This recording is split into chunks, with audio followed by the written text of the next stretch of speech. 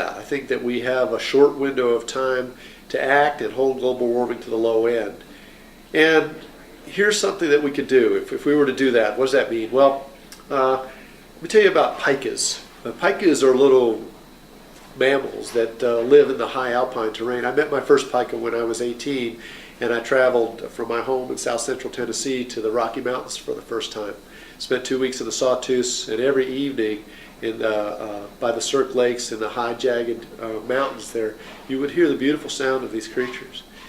And just a couple of years ago, I read in the papers that pikas were going to be one of the first animals to go extinct from global warming, because as the mountains warm, there's no place for them to go. They're basically driven to extinction.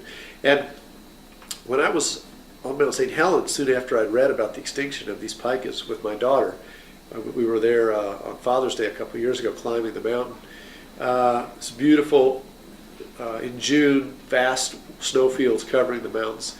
I realized in ways that I didn't used to that global warming is happening so fast that much of what we love about the Northwest is going to disappear rapidly.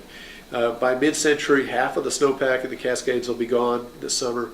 And if we don't act soon, by the end of the century, there'll be virtually no snow in those mountains.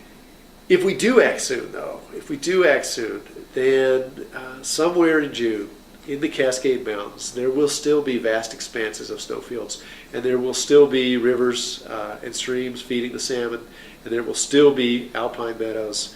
And somewhere in those mountains, and I heard it 2 years ago when I was out there, and it really made my heart sing, somewhere in the mountains, those pikas will still be there calling to the humans who will live in the shadow of these mountains forever.